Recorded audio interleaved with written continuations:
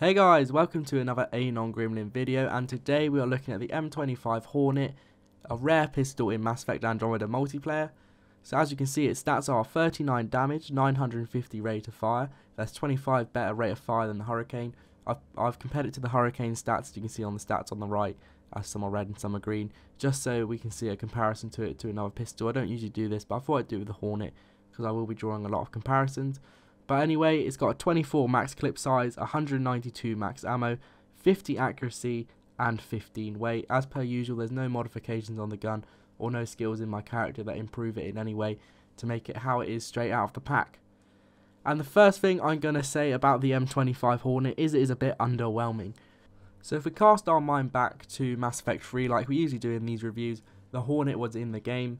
It was an okay gun, I liked it, I thought it was pretty solid. Some people said it was underrated, I don't think it was underrated at all. It was a good gun, it was okay once you got used to its low accuracy, and if you put a modification on it to make it lighter, it meant you could use quite an effective gun and have really fast recharge on your skills.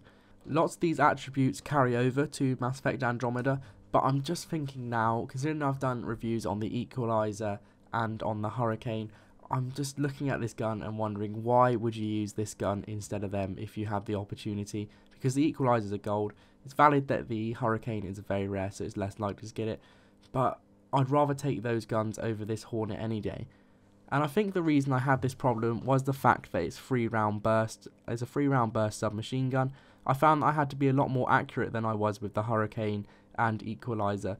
The reason is because I found that if you weren't very accurate and you ended up missing the 3-round burst, you ended up leaving yourself very vulnerable. Because of its low accuracy as well, it is very likely sometimes that you're going to miss a few of your burst fires, and that can really put you in a bad situation, and it can mean you don't do as much damage to enemies, obviously.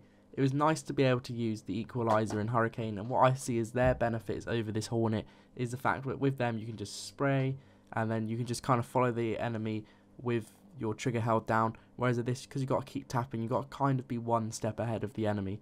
However, I'm going to be a little bit more objective now in the review. I know I've compared it to the Hurricane and Equalizer in the opening of this review, but now I'm going to pretend that I've never used those guns and just do it on its own perks.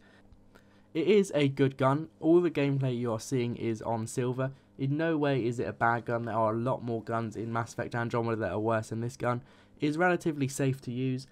Damage wise, you end up pumping a mag into enemies on silver difficulty, and if they're stood still, that's ideal because then the accuracy doesn't come into play. You can just keep spamming your trigger button to keep getting those 3-round bursts, and then that enemy will be gone.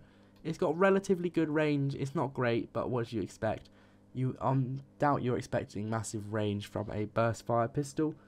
Its rate of fire, I'm going to go back and mention the Hurricane here. I know I said I wouldn't, but as you saw at the stats at the beginning, it says it has plus 25 rate of fire to the Hurricane.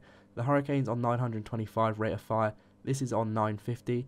It doesn't feel like that, and it doesn't feel like a relatively high rate of fire like its stats suggest, just because you end up having to burst fire a lot, keep spamming your trigger, and that seems to make it feel as if it doesn't have as high a rate of fire as to the likes of the Hornet, which is supposedly less than it.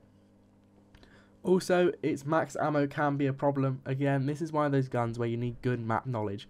You will end up running through your mag a lot with this gun because you're going around and basically pumping a clip into brute enemies.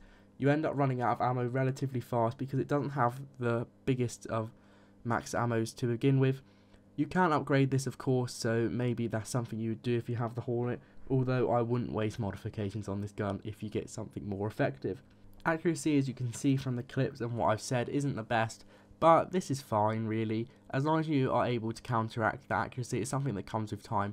That low accuracy will no longer be a problem, and you can probably say that about most guns. And of course its weight to low, that's really good if you are a character like in Mass Effect 3. You can use this gun and it will end up letting you use your skills a lot more because you'll have less of a cooldown. So there we go, that is the end of this Hornet review. I have a Cyclone review coming out later today as well. I've hit 1 million credits in Mass Effect Andromeda Multiplayer, so I'll do a pack opening strategy video, see whose ideas are best in pack opening strategies, and that will be coming out tomorrow or tonight.